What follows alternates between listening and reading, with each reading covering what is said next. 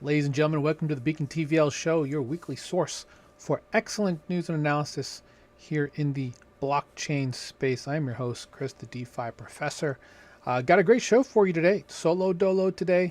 Had a guest. Unfortunately, Ken had some things that came up last minute, so we're gonna have Ken back on from Taoshi and Vanta very soon to catch up with him and his amazing films that they have there. Check him out, Raleigh_CA. If you want to check him out, he is just making some killer content that's BitTensor related. That mainly, he does a lot of different types of video stuff. He's done stuff for Gary Vee, but yeah, we're gonna have Ken back on soon. A little bit of a change with the angle, as you can see. I wanted to kind of do something a little different. Sometimes you just need a change, right? So, let's go ahead and get to the news because there's a little bit to talk about.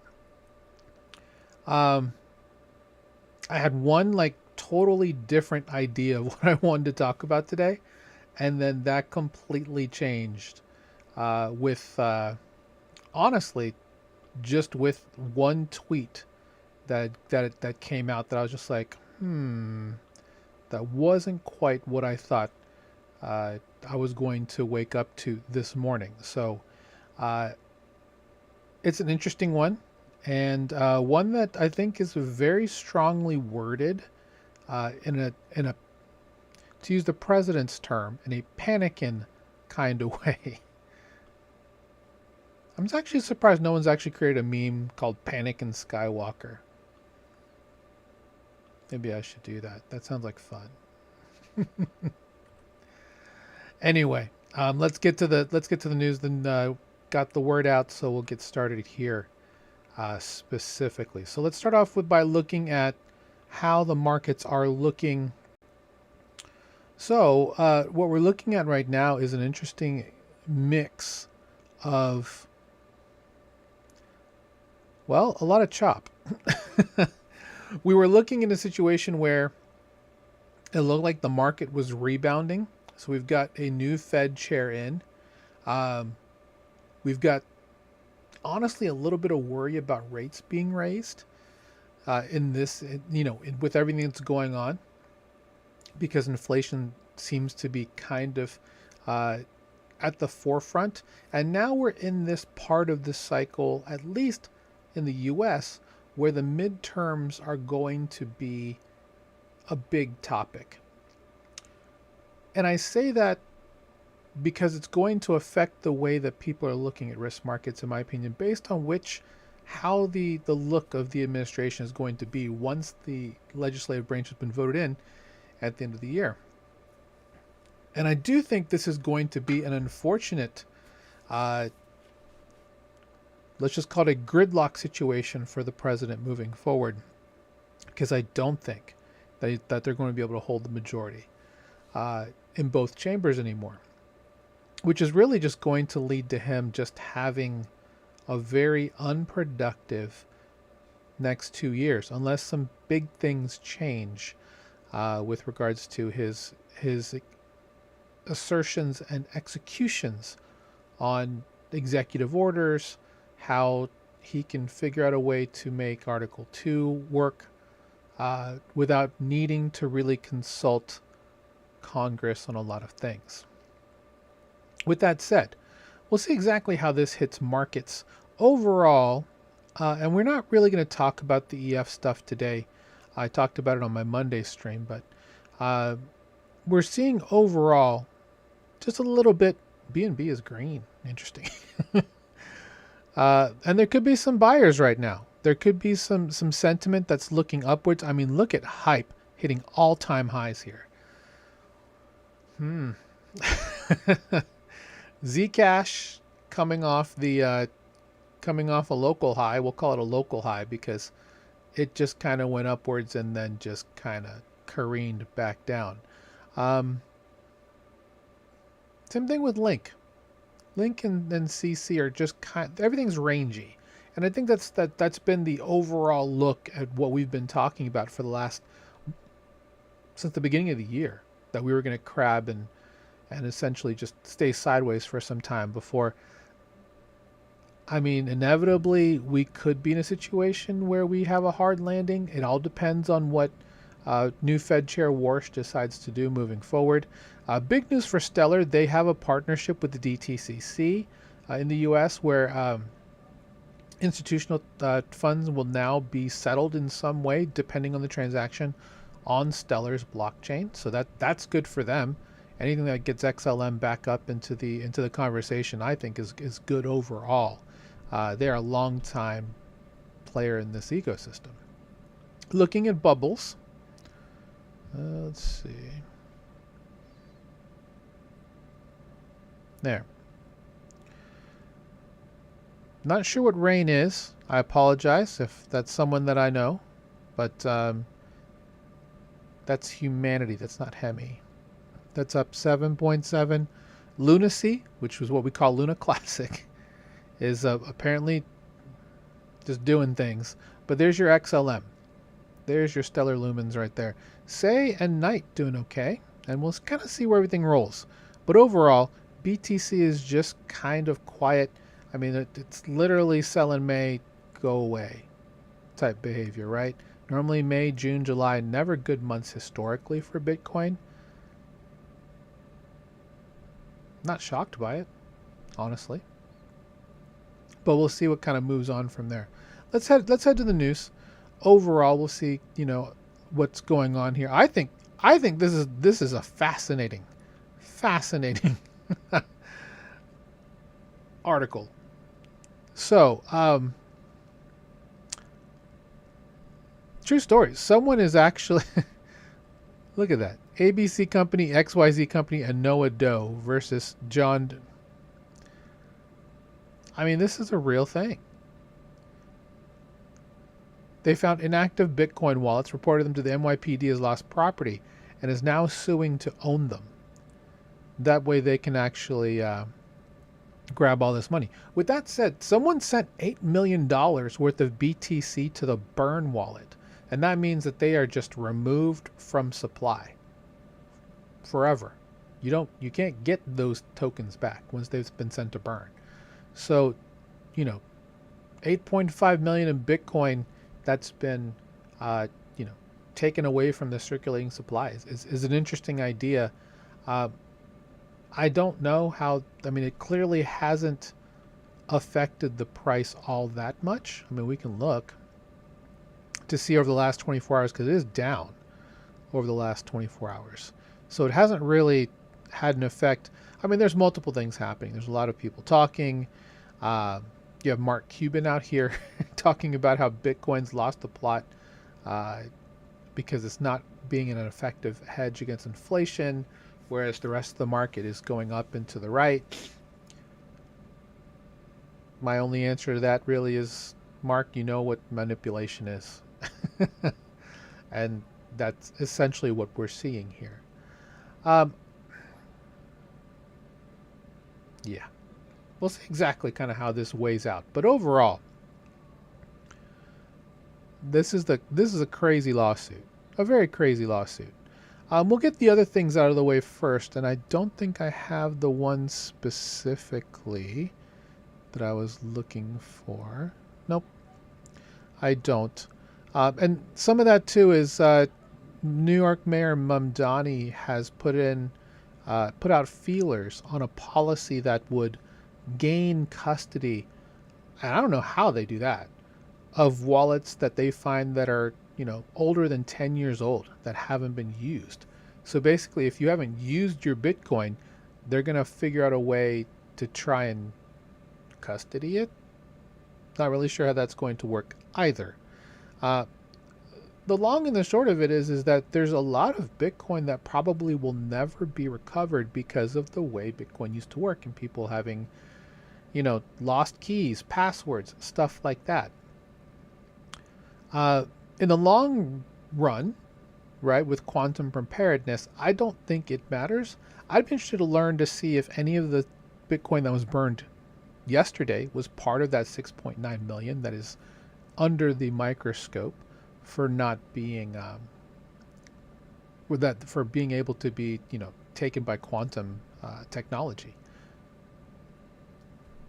you're gonna have to get new Bitcoin anyway at some point. So we'll see exactly kind of how that works out. Now, of course, there are ways around that. We talked about that a month ago with the new idea with the where a hash is being placed in front, but the problem is it doesn't help. It doesn't help any of the 6.9 million Bitcoin that's already been touched and is going to be hit by the issues, or if they've had their private keys already leaked. There's nothing that can save them from that. So this is all very interesting timing, because a lot of people are talking about President Trump's tweet, and I should probably grab that. Let me grab that.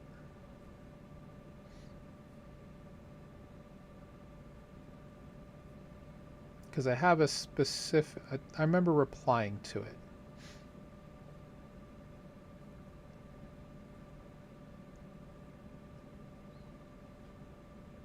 And basically the idea is that, yeah, I found it right here from Bitcoin Magazine. Let's grab this here.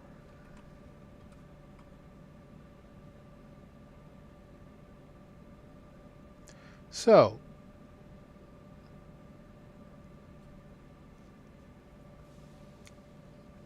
President Trump saying that the U.S. is the Bitcoin leader in the world, the capital of the world, and other countries are diligently trying to replace us in that capacity, but we won't let that happen. It's a major industry, and we must protect it. I mean, he's got, the family has a mining company, right? And they've got access to a whole lot of resources. You have companies like Marathon who are writing in metadata, this Bitcoin was made in the U.S. type of deal when they win blocks, right? That's not really how Bitcoin works. So we'll see exactly what this all means. But to point to the bigger picture, where things like oil, AI, and now Bitcoin are going to be national security topics. I think that's the part that's the most interesting here.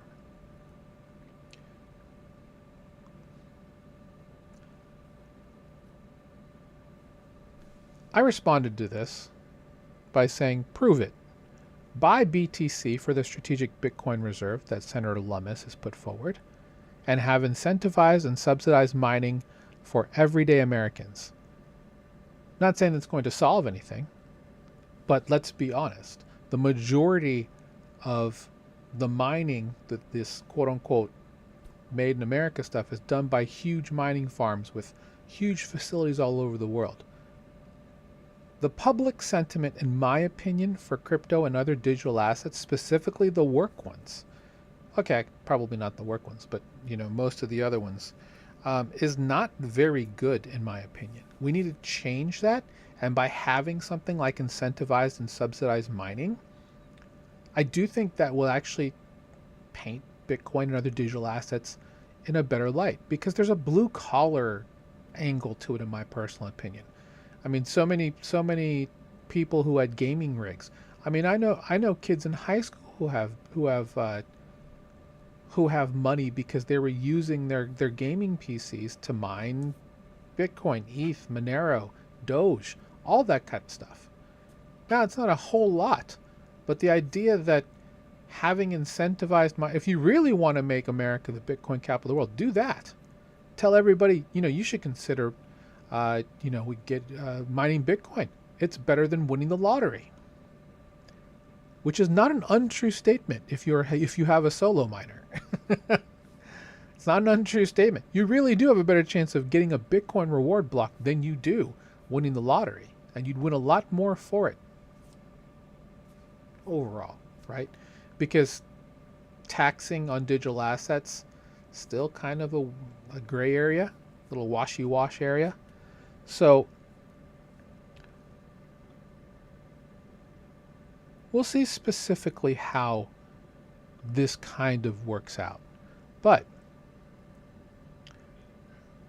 overall, We have to figure out a way to protect it. With that said, I want to say happy BTC Pizza Day. And if you caught the stream last Friday, you got to see me with my BTC Pizza hat. And in fact, that's why my light back there is orange. It's not, but it just happens to be a happy coincidence. BTC Pizza Day was last Friday. I was fortunate enough, thanks to Rachel on Chain and to Snacks, for allowing me to come on as a co-host for several hours on a couple of different occasions to, help look at some of the parties that are going around the world, have some talks about Bitcoin and digital assets, and really just talk to some really great people on there. I was truly inspired by a lot of the members of the Pizza DAO in Africa, in Oceania, that are out there just doing community work to make digital assets, Bitcoin, Web3, things that are adjacent to that possible. Like it's their life's passion in a way that it's going to make their lives better by holding those assets. And we need that type of energy here in the United States. If he really believes this, that if this is a major industry, we must protect it. Do everything in your power to get this in the hand of everyday Americans. Buy BTC for the SBR. You have to hold it for 20 years anyway, right? According to the rule. That's the idea, that they're going to, anything that's in there, which currently right now is just based off of seized cryptocurrency and other private property. So if you happen to pass away and you have nothing left to somebody, the probate could take stuff like that. That's all going into the SBR. Anybody from a Bitfinex hack, that stuff's going into the SBR. Everyday Americans will have some Bitcoin in this strategic Bitcoin reserve that they won't be able to get back. And I know there are some people who are not happy about that idea. Let's go ask Ross Galbraith how he feels about his Bitcoin most likely becoming part of the strategic Bitcoin reserve.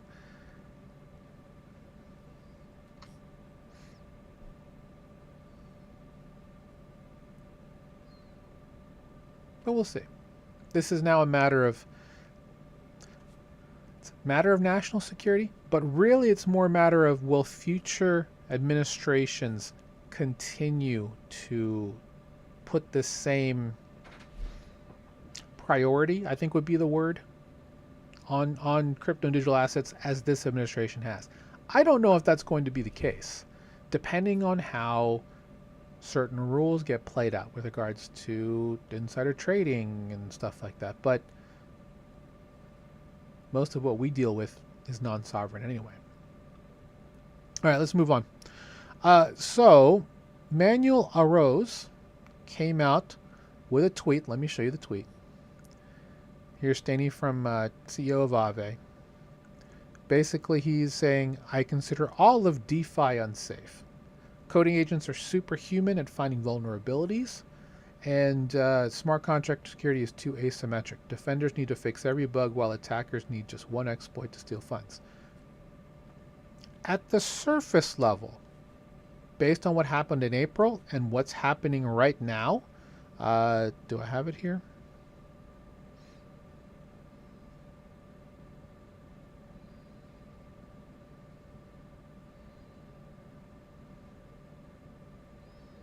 Maybe I don't have it here. I thought I did. Oh no, I do.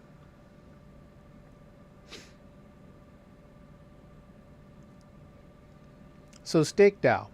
This is not a good thing, guys.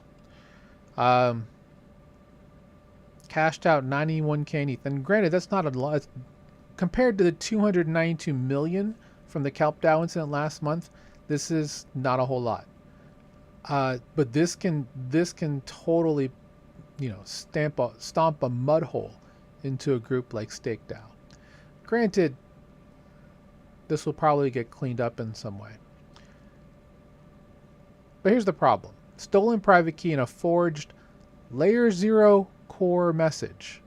I'm curious to see how Layer 0 is going to spin this one, because they pointed the finger up and down the street at Kelp DAO for having terrible infrastructure, even though it was their infrastructure that got poisoned.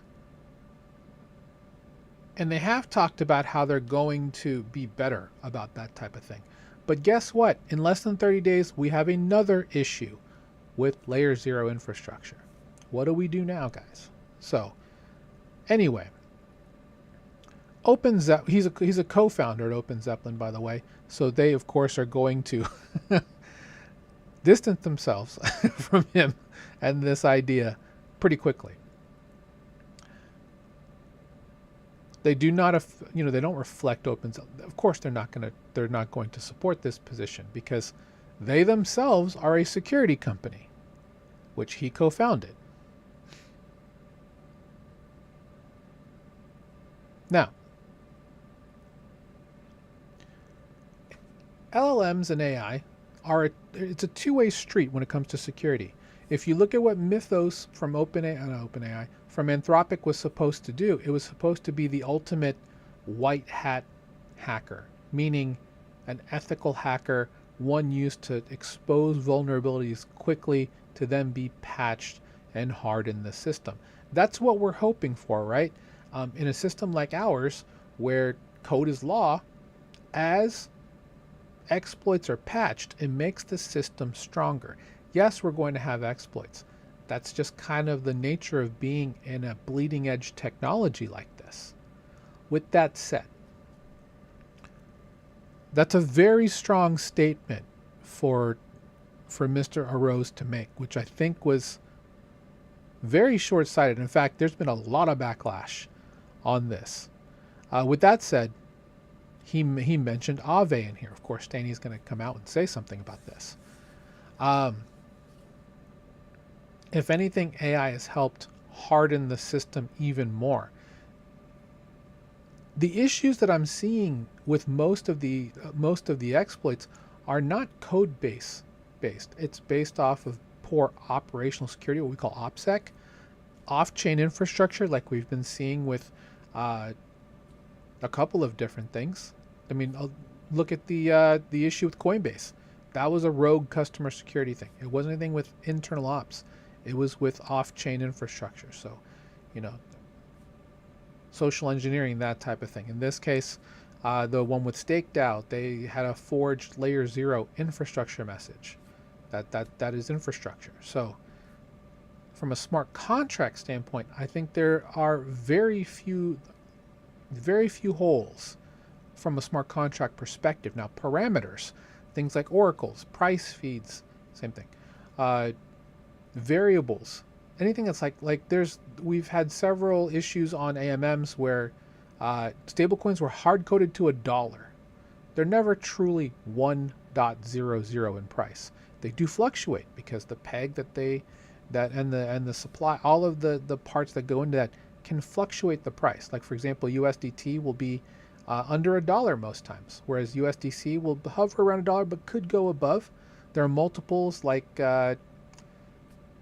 let's just use Liquidity as an example. They regularly trade well above like $1.04 for their pegged price. So, but they're all still in that realm, right? They maintain the peg, that type of thing for stable coins and other assets like them. There's a lot of different moving parts here, but the system is very robust.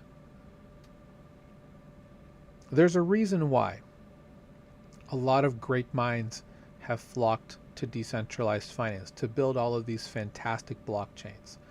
If it wasn't good tech, groups like MasterCard, Visa, Western Union, MoneyGram, all of FinTech wouldn't be integrating all of this technology. It's a very interesting way to farm attention, in my personal opinion, to make a statement like that. In my opinion, it's the wrong way to go about it. To actually tell new people, and my job is to try and onboard new people here into the space. To have someone at that level try and use fear programming to keep people away is really not the look that we want, guys. Yeah, I completely agree with you. To say that AI is only a net negative for DeFi security is simply not true. Yeah, and DeFi will win. DeFi is going to continue to win. Why? Because it's not owned by any one country. It's for the most part open source, and code is law. It'll get stronger and more resilient as things are continuing. DeFi has continued to evolve. It's going to evolve, iterate, get stronger, get better with time. That doesn't mean you shouldn't have strong operational security, something we preach all the time in our group to all of our communities. But for him to just come out and say that this is a very strong blanket statement.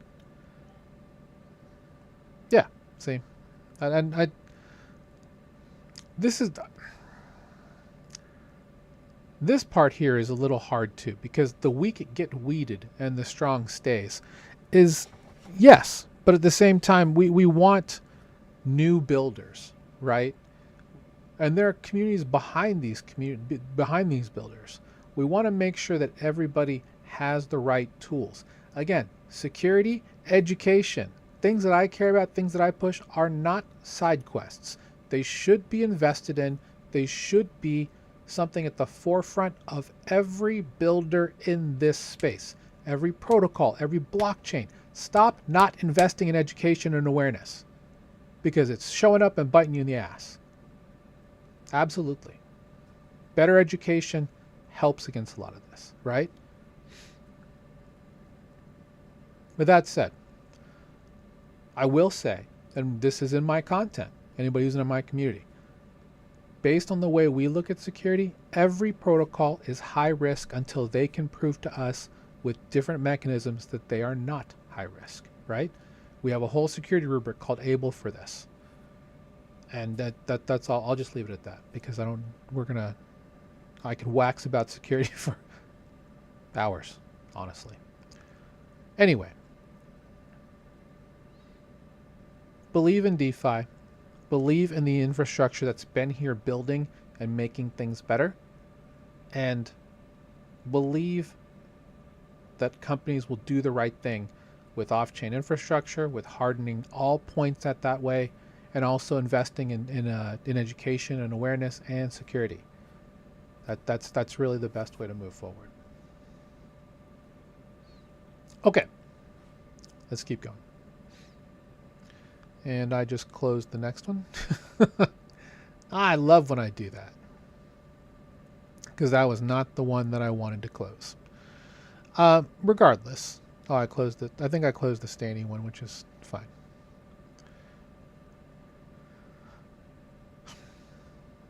Well,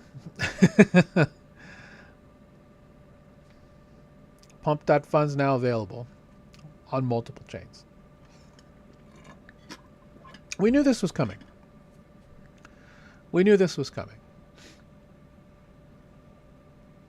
Curious to see how this kind of plays out for Pump overall. I think this may not work completely well for the tokenomics, but we'll see.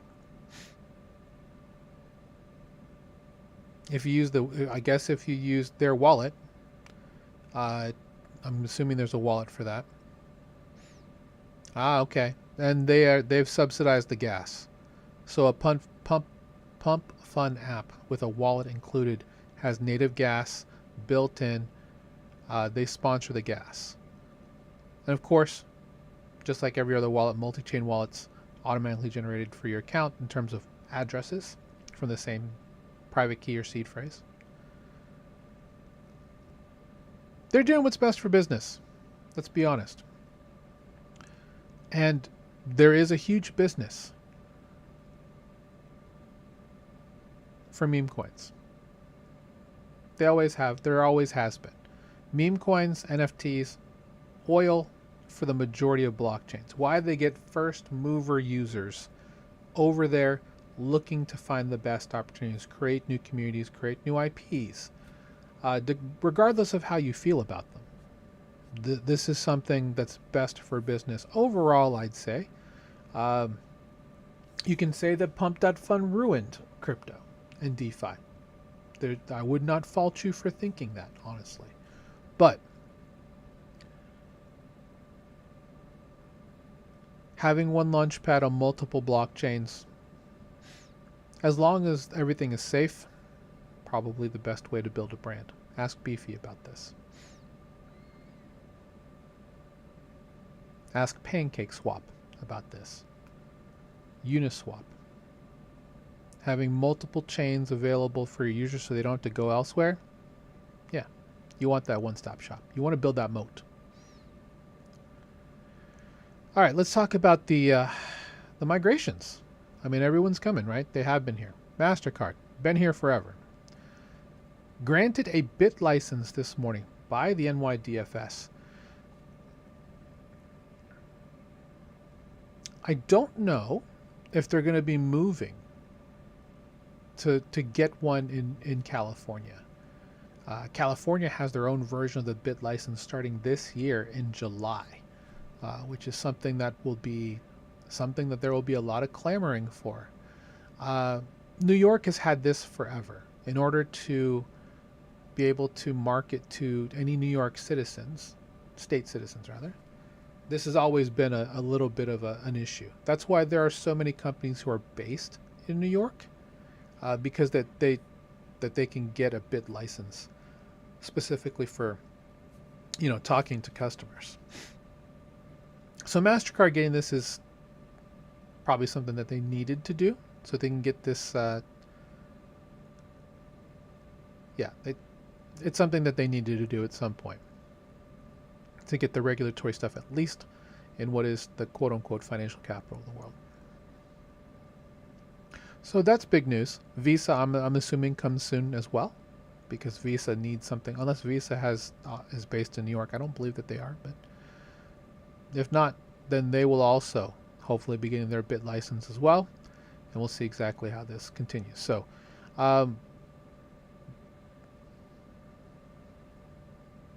This will just be better for rails, traditional and new digital payment rails moving forward, because of all of the big programs that MasterCard and Visa now have in this space. I think it's going to be a good move for them overall. All right. So TD Securities, which I guess is still part of the TD Ameritrade umbrella. Interestingly enough,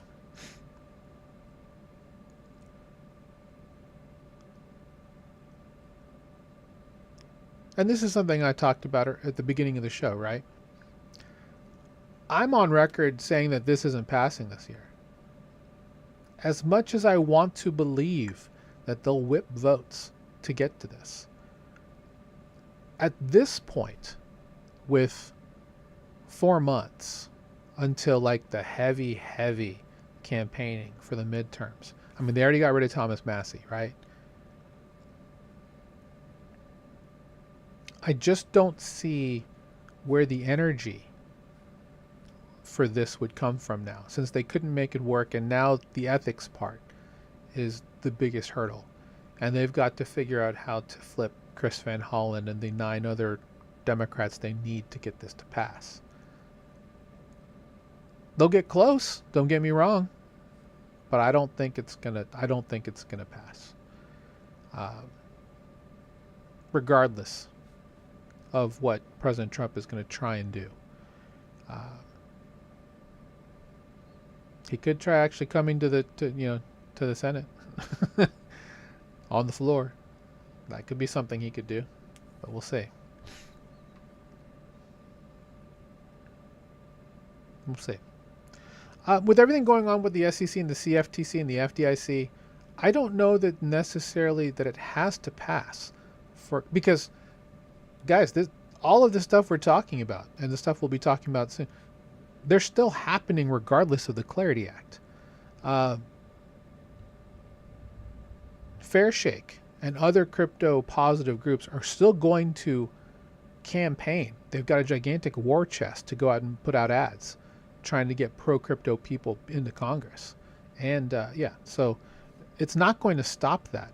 It's not going to stop the biggest fintech stalwarts from not coming over, because they're all going to come over, because tokenized securities are going to be a big thing this year. It's happening. There's nothing really in the way of that. The SEC and the CFTC have already passed regulatory signals that they're not going to go after much stuff and just be really just stepping back and just being an oversight type of deal. And they've already mentioned that crypto is good. So not saying clarity doesn't have to pass, but it makes it harder for future administrations to go back and not have it, right? That's the reason why we want the Clarity Act to pass.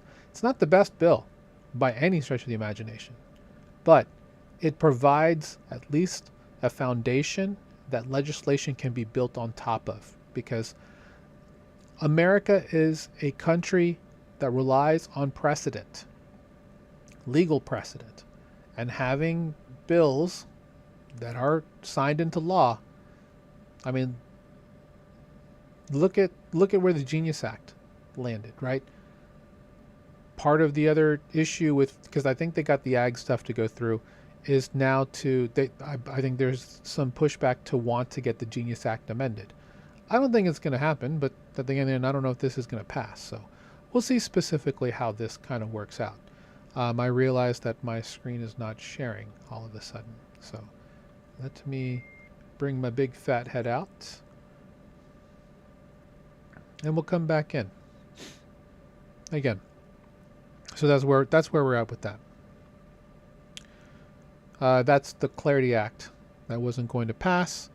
And now let's talk about some of the good things that are happening. First, Robinhood. If you watched the Google I/O keynote from this year, the one thing that you'll probably at least glean from everything they talked about is that Google is absolutely now mostly an AI company. Most of everything they talked about. I mean, that normally when you watched I/O, it would be about, yeah, what's coming to search? What's the cool things you can do with Google.com? What are some of the new tools that people are building? What's going on with Android and Android phones and Android ecosystem type thing to help, what can we do to integrate Google at a really fun level? To Gemini was pretty much all of it. The one thing that I would definitely say is interesting is that I believe, based on what they have been pushing, especially with the new Gemini Spark. If you haven't seen that, that's like a simple app that you can download that has agentic things in it that'll do things for you, because there's a new thing where you consent to Google to let it learn more about you based on things you have in your Google Drive and your Gmail, and it can now just do things for you. So you can say, hey, go book a flight so we can go check out this baseball game. It'll just do all that for you. And then, of course, you have to give it permission for certain things. But agents are going to be the new UX, the user experience, moving forward. Why? Because of stuff like this. Human error leads to a lot of stuff like this. Agents won't have that problem. Agents are their own interface. Agents can do things that are non-human readable, that don't need to be human readable to get things done. Like I saw a wonderful markup on agent mail, a refreshing take on what email should be, but just for agents. And it's not human, it's not very pretty to look at because it doesn't need to be. You just want mail and your agent to take care of your mail for you, right? You don't need a fancy UI. What's the best looking, like for like super mail or something like that.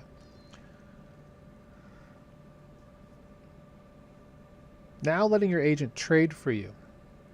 And Robinhood being one of the first to really do this. Now, granted, Coinbase has had this forever as well. In fact, Coinbase gives you an agent that they've used Perplexity's information to crunch every single number from the last, 15 years at Coinbase, are available to you as a Coinbase One subscriber. This is going to be the first of many, pardon me, that are out there, because everyone's built infrastructure to look at this, whether it's Stripe, whether it's Google, whether it's Amazon at this point. Everyone's going to have agentic blank. So look out for that. And it's up to you if you want to embrace it. I'm embracing it fully because time is a thing. And being able to do things in parallel as opposed to sequentially is powerful. SoFi. Launching SoFi USD on Solana. The first stablecoin issued by a U.S. nationally chartered bank. That is actually true. I believe this is backed by T-bills. I believe.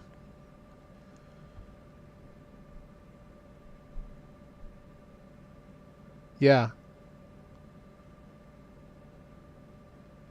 And this is interesting. I'm actually very surprised that they put this out there. And they're going to have to, right? SoFi USD, which they got wrong here. Interesting. The SoFi dollar, but they call it SoFi USD. And maybe the ticker is SoFid, and that's just on me for getting that wrong.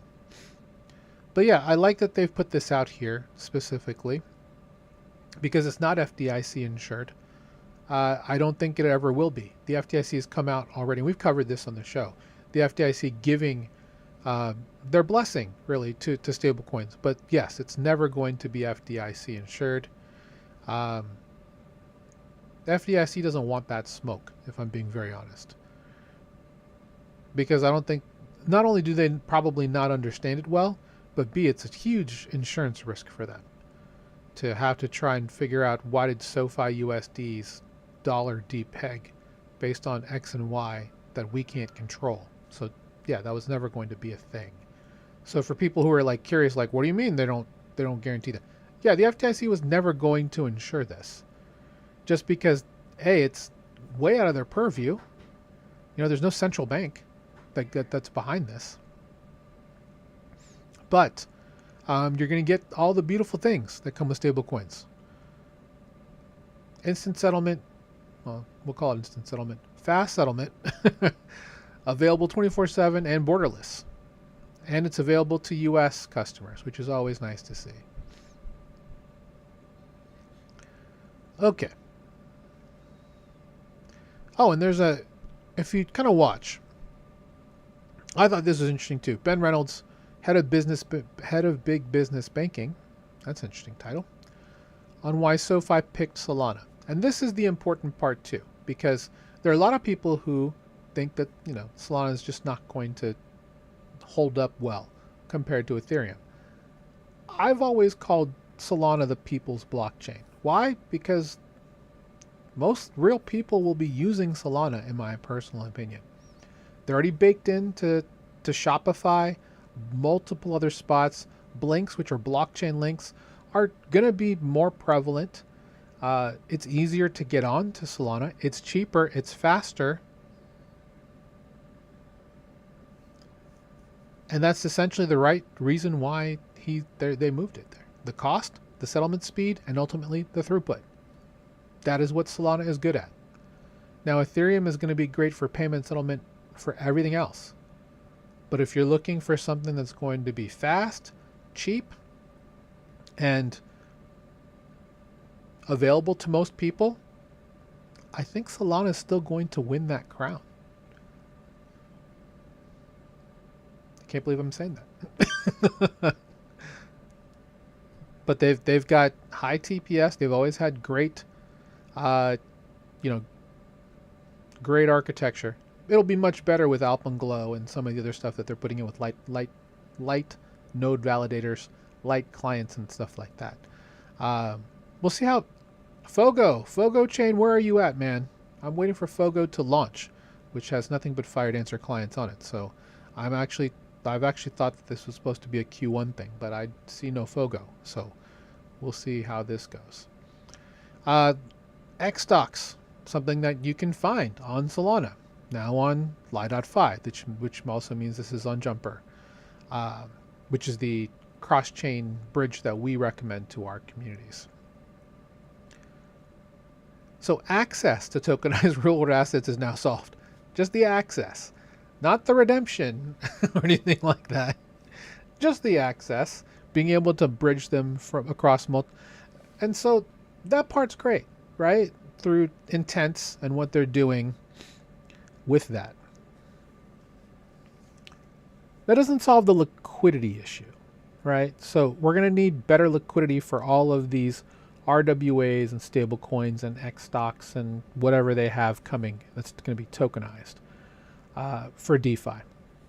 We're just going to have to get better liquidity to make sure that the pegs on these things stay strong, that the that the ability to earn yield on these, stay consistent, stuff like that, to build interest. Yeah, stock tokenization is going to be a really big part of the adoption of this over the next 6 to 18 months. Let's call it that.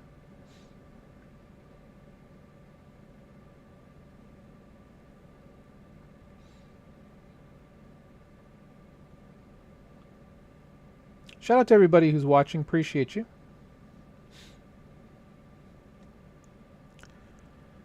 Let's move on to the next thing. We already talked about that. Oh, yeah. There we go. Hyperliquid, guys, is... Grayscale has very few actual funds for specific assets. Tau is one of them. Hype is another. They have a couple others that are on the... I think there's an XRP one too. But Tau and Hype as lesser known altcoins to a lot of people. These are huge endorsements from Grayscale. Hyperliquid is far and away the most fee-rich and popular protocol right now on the planet. Look at that, up 14% on the week. And we've been covering that they have prediction markets now as well. In our actual content in our mastermind, we actually been talking about the fact that there could be a significant migration from Polymarket and Kalshi to Hyperliquid once they get these prediction markets running. Mainly because A, it's non-sovereign. It's in DeFi. Not that Polymarket and Kalshi don't have those ties. Polymarket is, of course, based off Layer 2 Polygon, and Kalshi is mainly on Solana right now, although they can migrate wherever. But Hyperliquid just kind of being their own thing, super fast, cheap, fairly easy to build on. It's a good thing. Let me double check and see what you can see on my screen. It is a miracle you can still see my screen moving. It's so weird how sometimes it works and sometimes it doesn't. Anyway, Hype just killing it right now, right? Granted, we're back below 60, but you know, if you've been in it since like $2, like I was, this is a beautiful thing. You want to continue to see this for Hype. They're going to continue to get bigger and bigger moving forward. Though they're fixing their decentralization problem. And once they do that, I mean, really, money talks, right? Numbers talk. And Hyperliquid has serious numbers. So, yeah. And that's what HIP4 is. The prediction markets. And then RWAs, still ramping. And there are multiple projects, great projects, that have Hyper EVM as part of their deployment. Theo being probably the largest in my opinion. So, yeah, great to see. This is a fun story I wanted to talk about. So, Janamat, I'm assuming is the way you pronounce it. And this is a big win for Super Team, by the way. Shout out to Super Team.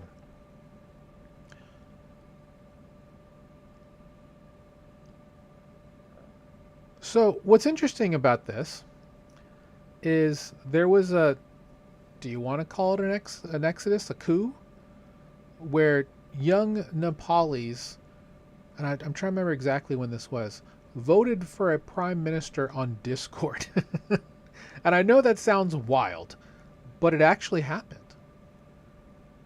And what they're doing here now is turning more of that digital work into blockchain-based government. And there are multiple groups around the world doing this. The Philippines is one of them. Switzerland, El Salvador to a degree. But to have voting as a new venue in Nepal with blockchain, and Solana is powering this, I think is fascinating. Fascinating. I mean, it's no different than this running on Polymarket, right? Like, look at this. It looks like Polymarket. Now, granted, it have to be a different system, right? And if you're a blockchain developer, you get into Solidity, Rust, WebAssembly, Go, whatever you want to move, whatever's out there.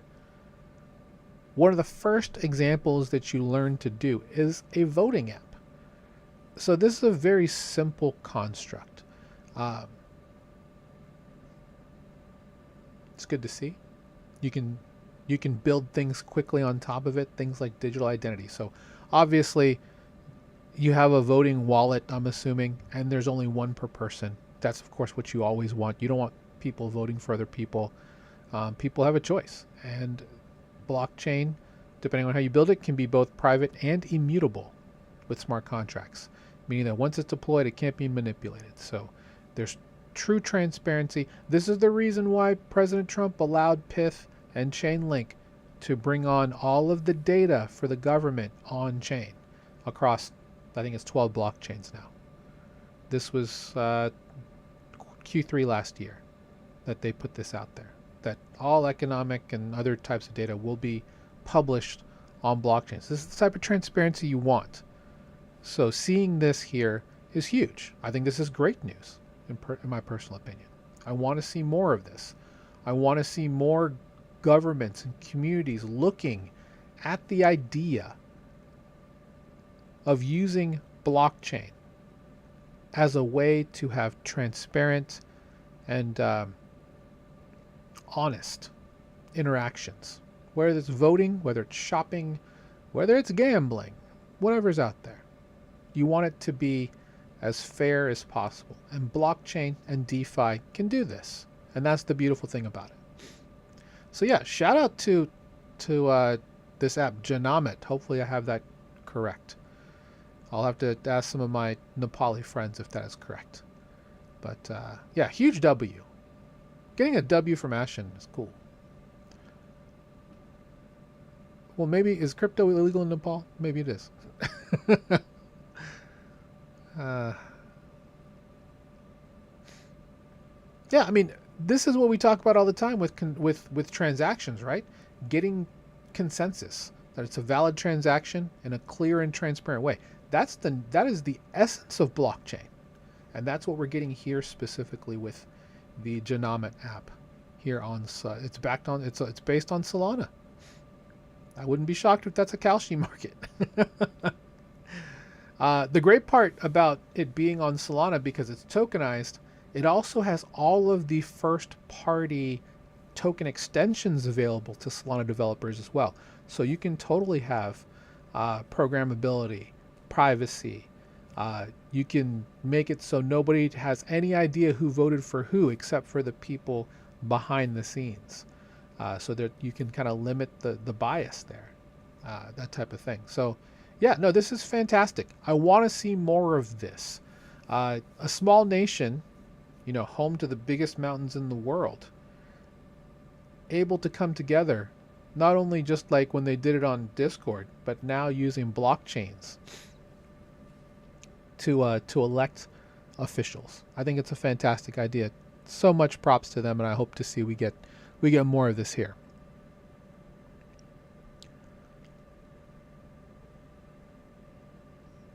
Yeah, I'll leave it at that.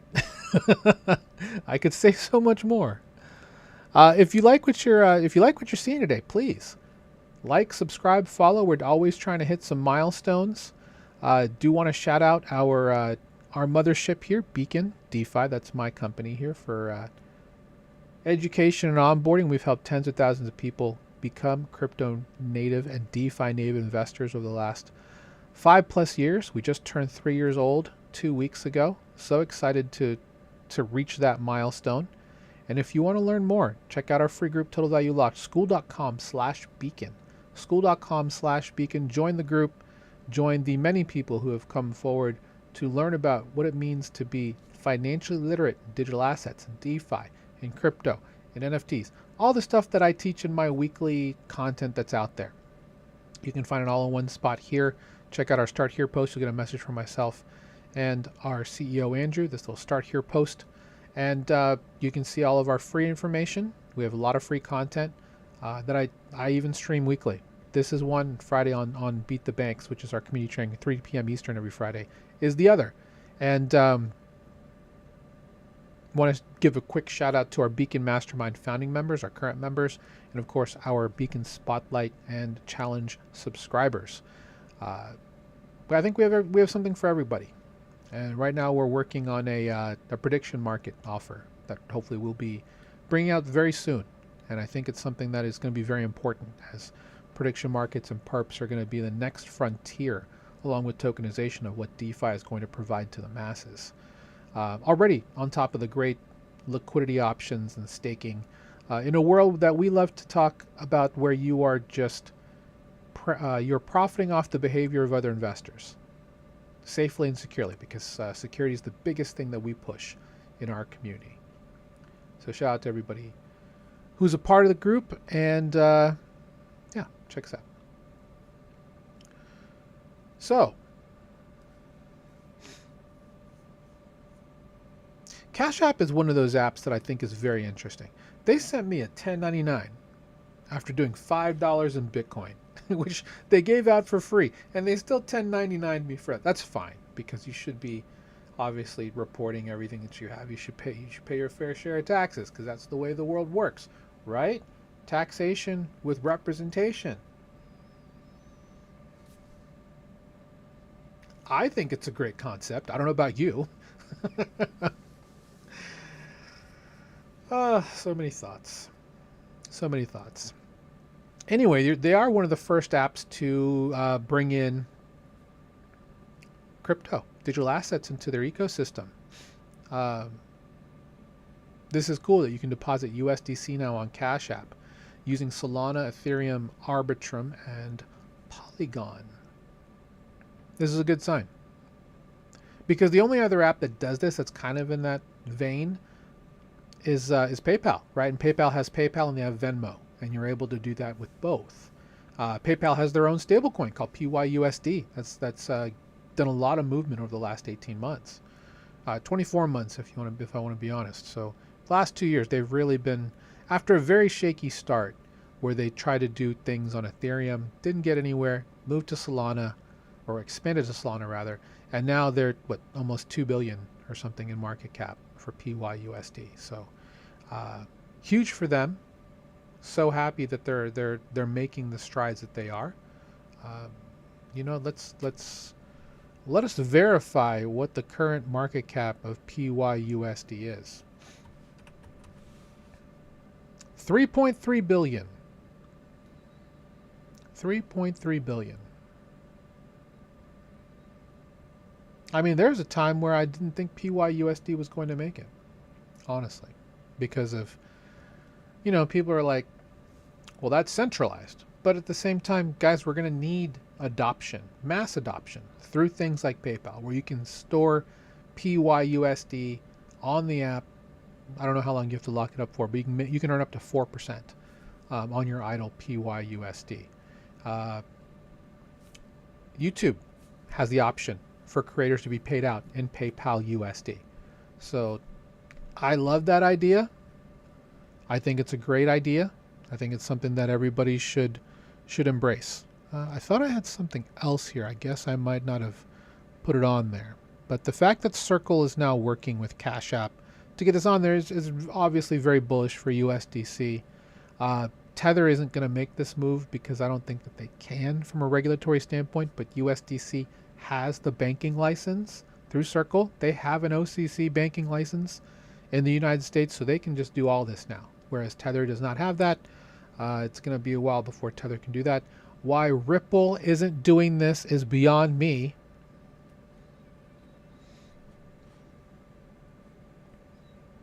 That's my weekly rant against Ripple not doing things for their XRP holders.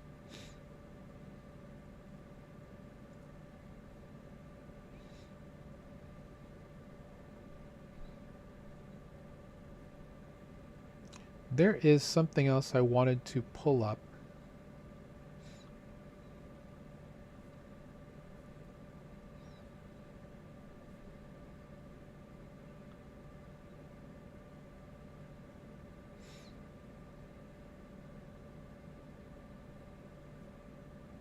Apologize for the dead air. There's something I wanted to bring up that is in the same vein, and I thought I had it. It's not quite this, but it's very similar. Speaking of Circle, Jeremy Allaire, the CEO of Circle, and this is true. I mean, just like the explicit mandate for every company in the world practically to include AI in their workflow, every fintech institution in the world has an explicit mandate to implement digital assets in some manner. Yes, and that's something we've been talking about for the last 3 years. And this is the year of integration. We're going to continue to see more and more movement of digital assets into your everyday accounts. We've already seen it with Schwab. Schwab is letting people do up to 7% now in digital assets. Multiple groups are allowing 4, maybe higher, depending on what's going on. I guess it depends on the amount of inflows that are there. We're seeing more and more ETFs come up. Now,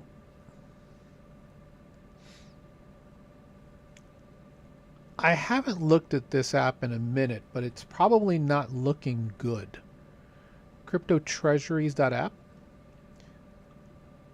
So we have ETFs, right? And then we have the pipe or special vehicles that are DATCOs, DATCOs, or digital asset treasury companies. These are companies like MicroStrategy, or just called Strategy now, right? These are companies like Bitmine Immersion, SharpLink Gaming, and the other Peter Thiel one that are specific for specific assets. Then you have the groups like Hyperion DeFi that are just for hyperliquid. These were small companies that did things like they sold optical equipment, like for innovating eye devices. And I'm not talking about glasses, like actual things that can be put inside the eye for helping. And they somehow they moved into being a treasury company for hype. And basically the whole point is that they use treasury funds or their company treasuries to invest in a specific asset. Some of them will just be Bitcoin. Interestingly enough, Harvard had an ETF, or rather had a DATCO for the endowment in just ETH, and they sold that off after 1 quarter. So if ETH pumps, that'll suck for them. This site always takes forever to load, so I apologize. But there's roughly about 60 to 70 that are out there. And we're talking about BTC, ETH, XRP. There's even one for Bonk. That was an energy company. And they are now a Bonk DATCO. When you see stuff like, voice break, when you see stuff like that, it's bullish for the industry overall because it shows conviction, it shows strength. Do they last?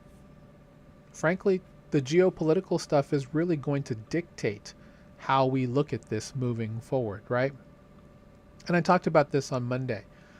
There's a very real chance that Iran is going to push their way into waiting and keeping the Strait of Hormuz closed. Even if it's 3 weeks, it's going to be catastrophic for the world. Because the majority of countries around the world that are already in an energy shortage pretty much run out of gas in June. Not everybody, but a large number of them. Anything east of the Strait of Hormuz is just hurt right now. And I know people are going to say, well, what about California gas is so high? They have a specific special blend of gas that they have to refine themselves every year because of their emissions rules. I know that because I lived in California for 10 years. It's always going to be higher there. It's historically always been higher in the summer for them because they have to get this quote-unquote summer blend out. So nothing's going to change the price of those gas prices, honestly. But for the rest of the world that relies on that, and also just the strait being closed this long has affected fertilizer, has affected helium, which is huge in transistors and other microcomputing parts. And there's already a shortage of that because of the AI boom, right? Because the biggest memory manufacturers and space manufacturers wanting to build for that because business is better. It is what it is, right? Pardon me.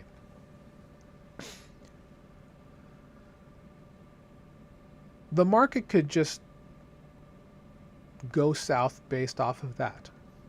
Even with all of this integration, there's been an unfortunate amount of manipulation that's been going on, right? So if we just go to trade.xyz, and this is on Hyperliquid, where they have perps specific to, different things that are out there. Oh, they have a SpaceX one. Interesting. But if we look at some of the ones like, oil's prices keep dropping, but the rates of how things are going to be going are just getting worse, in my opinion. Now, could something be pulled out at the last minute? Sure. But I think the damage has been done because it's going to take months for these countries to ramp up their production. I think it's Qatar that said they were leaving the OPEC, right? I mean, there's a whole lot of stuff that's happening here. And there's a lot of very delicate pieces back and forth. And I just don't see things getting better till the end of the year. Based on everything that's happened, it kind of can't. Because things, they take... Could someone build a Hyperloop for oil? Because doing it by boat is slow as hell, right? If they had like a fast way to move things back and forth. I mean, I was telling people they should build data centers underwater. That would probably cook the oceans, though, now that I think about it. But all the undersea cables are underwater, so infrastructure-wise, it makes... Yeah, that'd probably cook the oceans, now that I think about it. That's probably a bad idea. Anyway, more for when I have other content that I talk about general tech, about that. The point of today's show is that in the face of a lot of what we call FUD, which is fear, uncertainty, and doubt. So if you ever see that acronym, if people are FUDding, they're trying to, historically, people will FUD projects to send prices lower to get a better entry, so they can, that type of thing. But I think to FUD DeFi is a tiring quest because of the way that DeFi works, how it's resilient, how code is law, things get stronger over time. I just don't think we're going to see any slowdown with the migration of what's to come, right? It's not stopping MasterCard from moving forward. It's not stopping BlackRock from putting a $7 billion fund on Ethereum this week. Regardless of if the Clarity Act passes or doesn't pass. Seeing SoFi being the first bank to come on chain with a stablecoin, which they're allowed to do because they have a US banking license. And so does Ripple and Coinbase and all of these other groups. Paxos. JP Morgan's already done it. They have the JPM dollar, JPMD. It's only for institutions and it's only available on Base and Canton Network. These are things that have already been done and tested. They've been testing that for years. So are we going to see more banks follow suit? Yeah, they're not waiting for the Clarity Act. They can do it whenever they want. It's all a matter of the market's just looking like it's going to absolute shit right now. Is it the best time to launch a product in the face of the fact that beef is at an all-time high? gas is getting higher for the majority of Americans.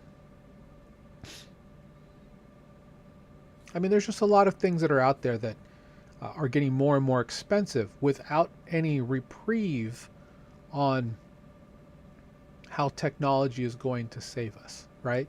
A stable coin is not going to help the fact that inflation is rising for me locally until the grocery store will accept USDC or something like it at the grocery store. Wallet Connect just put out something. As long as a payment terminal has Wallet Connect Pay available, you can pay with stables from multiple blockchains. I don't have that in the agenda here, but that is something that is also coming. So payment is going to be something that's going to live quickly. As much as I want to believe, let me grab Kobeisi letter, one of my favorite sources that I read multiple times a day. In the last year, we've seen a 230% monthly volume on crypto card payment volume. 7.8 billion, that's a large number.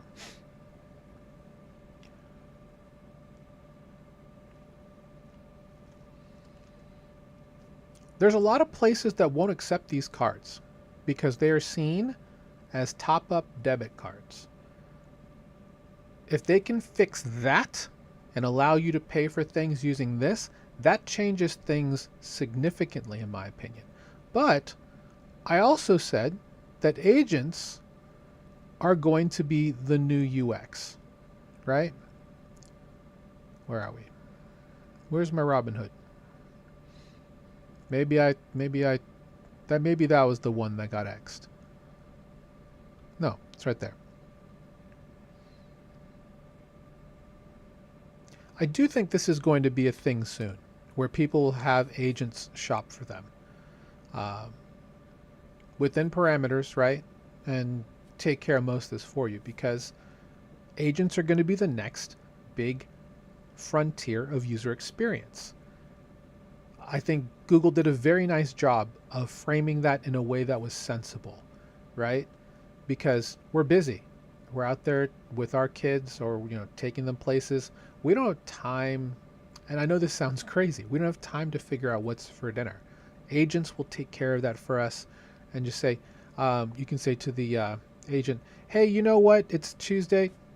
Taco Tuesday sounds good.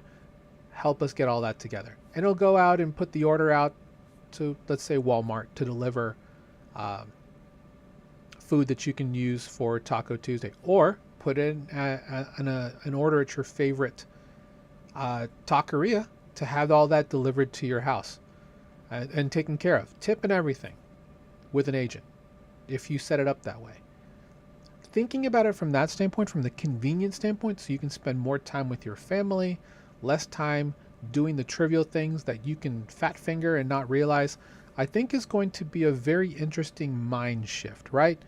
I don't know if people, and I would like to think that people in rural counties that don't have a lot of these resources around them will also take advantage of this in some way, right? I think it'd be great for a farmer to go and find a buyer for X and Y crop that they're putting, as well as getting seeds taken care of through agentic. Anyway, we could talk about this for hours. I'm not going to do that. I'm going to go ahead and wrap up here because I believe I've gone by myself way over time at 75 minutes. So anyway, thank you for joining me today. I hope you found great value in this show. We do this show every Wednesday, 1 p.m. Eastern. We've been doing this show since December of 2021. Check out our other show on Friday, Beat the Banks, which we've been doing since January of 2022, where we talk about everyday aspects of DeFi, of Web3, that can help you not only just be your own bank, embrace self-custody, and take advantage of the fantastic resources that are here now, like crypto cards and stuff like that, while still being safe and secure. Something that's a big passion of mine. Again, feel free to follow, like, subscribe. Tell your friends if you enjoyed the show. Would love to see you back next week, where we will have a good panel. I promise.